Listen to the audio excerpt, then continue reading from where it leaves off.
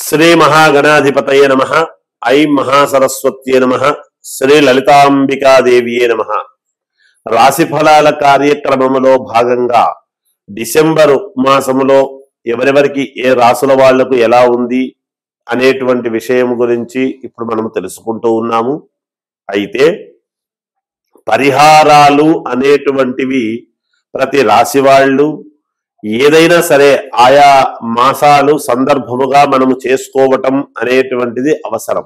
అయితే ఇక్కడ అన్ని డబ్బులతోనే పని అవుతుంది అని అనుకోవటానికి లేదు.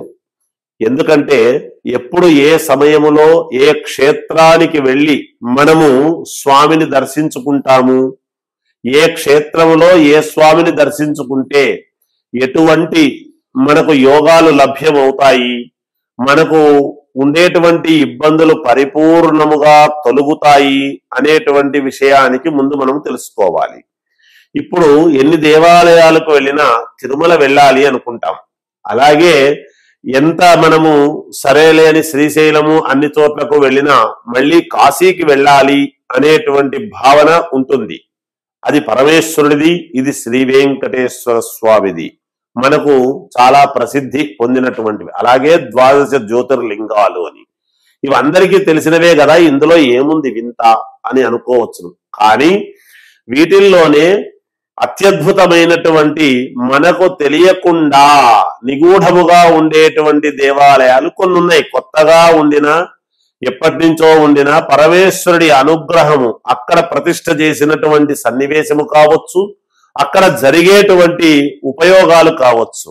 ఉదాహరణకు మనకు చిలుకూరు బాలాజీ టెంపుల్ అని ఉంది. అక్కడ వీసా స్వామి, అక్కడికి వెళితే వీసా వస్తుంది అనేటువంటిది ఎలా ప్రఖ్యాతిగాంచినదో, అలాగే మనము డబ్బుతోనే ముడిపెట్టకుండా మనకు ఉండేటువంటి ఇబ్బందులు తొలగిపోవటానికి అనేక రకాల ఇబ్బందులు మీరు కోరుకునేటువంటివి కరెక్ట్ గా ప్రతి వాళ్లకు నిజంగా నెరవేరాలి, మాకు కష్టము నెరవేరాలి, ఎటువంటి కష్టమైనా సరే నెరవేరాలి అని కోరికతో వెళ్ళేటువంటి ఒక ముఖ్యమైనటువంటి ప్రదేశము ఉన్నది. అటువంటి ముఖ్యమైన ప్రదేశము అక్కడే ఉండేటువంటి వాళ్లకు కొంచెము దగ్గర అనిపిస్తుంది.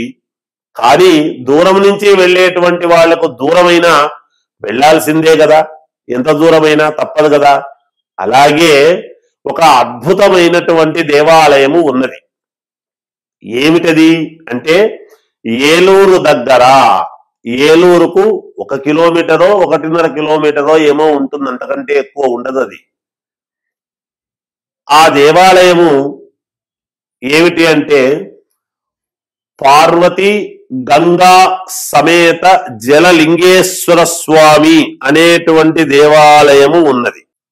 ఆ ఏలూరుకు అతి సమీపములో ఉండే, ఆంధ్రలో ఏలూరుకు అతి సమీపములో ఉండేటువంటి ఏమిటి అంటే గోనెపాడు అనేటువంటి ఇదిలో మనము లక్షణంగా వెళ్ళటానికి అవకాశాలు చాలా ఉన్నాయి. మామూలుగా వాహనాలు అన్ని వెళ్ళవచ్చును, అన్ని రకాలు వెళ్ళవచ్చును. అక్కడ గంగా పార్వతి జలలింగేశ్వర స్వామి దేవాలయం అని ఉన్నది. అక్కడ ప్రసిద్ధి ఏమిటి అంటే మీరు మీ కోరికలు, మీకు ఎటువంటి ఇబ్బందులైనా సరే, ఉద్యోగం రావాలి అన్నా, లేదా వివాహము కావాలి అనుకున్నా, లేదా ఇంకేదైనా కోరికలు ఉండినా, ఎటువంటి ఇబ్బందులైనా నెరవేరటానికి 11 తొమలపాకులు 11 పసుపు కొమ్మలు తీసుకొని 11 ప్రదక్షిణలు చేసి 11 రూపాయలు అవి కూడా తీసుకుని అక్కడికి వెళ్ళి 11 ప్రదక్షిణలు చేసి అక్కడ ఉన్నటువంటి స్వామికి సమర్పించండి. మీ కోరిక నెరవేరింది అంటే తప్పకుండా అక్కడ స్వామికి ఏదో ఒకటి మా వంతు మేము చేస్తాము అని మీకు చేతనైనంతలో చెయ్యండి. మీకు తప్పకుండా మీ కోరికలు నెరవేరుతాయి అనేటువంటిది నేను తెలియజేస్తూ ఉన్నాను. ఇది మనం ఈ మాసములో వెళితేనే మంచిది, ఈ మాసములో వెళ్ళకుంటే మంచిది కాదేమో అనేటువంటి అభిప్రాయం లేదు. మీ కోరిక, ఎవరెవరికి ఏ కోరికలు ఉన్నాయో ఆ కోరికలు నెరవేరటానికి అక్కడికి వెళితే సకల పాపహరణం, మీకు ఏ ఇబ్బందులు ఉండినా తొలగిపోవటానికి చాలా అతి ముఖ్యమైనటువంటి ప్రదేశం అది. అక్కడికి వెళ్ళండి, డబ్బులు ఎక్కువ ఖర్చు పెట్టి పూజలు చేసుకోలేని వాళ్ళు, చేసుకోగలిగిన వాళ్ళు కూడా వెళ్ళవచ్చును. వెళ్ళిన దానివల్ల అక్కడ ఏం పెద్దగా నేను చెబుతున్నది మీకు ఏదో వేరే ఖర్చులేమీ కాదు కదా, ఇబ్బంది ఏమీ లేదు. వెళ్ళి మీరు దర్శనం చేసుకుని అక్కడ స్వామివారిని చేసుకొని రండి. మహాపుణ్యక్షేత్రము అది. చాలా అద్భుత మహిమాన్వితమైనటువంటి పరమేశ్వరుడు, పార్వతీదేవి, గంగాదేవి అంతా కూడా అక్కడ కొలువై ఉన్నారు అనేటువంటిది మీకే తెలుస్తుంది. ఆ స్థానములోకి అడుగు పెట్టంగానే అక్కడ పవిత్రత అనేటువంటిది, భగవంతుడు మనలోకి ఏమైనా వచ్చేసినాడా అనేంత ఆనందము కలుగుతుంది మీకు. అంత పరమ పవిత్రమైనటువంటి పుణ్యక్షేత్రం అది. అక్కడికి వెళ్ళండి. తప్పకుండా మీరు నేను చెప్పినట్టుగా ఈ విధముగా చెయ్యండి. అలా చేసి చూడండి, మీకే తప్పకుండా మీరు అనుకున్నటువంటి కోరికలు నెరవేరుతాయి అని తెలియజేస్తూ, వృషభ రాశి వారికి ఈ డిసెంబర్ మాసమంతా కూడా చాలా యోగవంతముగా, అనుకూలవంతముగా ఉన్నది. అయితే మీరు కొంచెము ఆచితూచి 1-2 సార్లు ఆలోచనలు చేసి అడుగులు వేస్తే అవి మీకు విజయం వైపు నడిపిస్తాయి.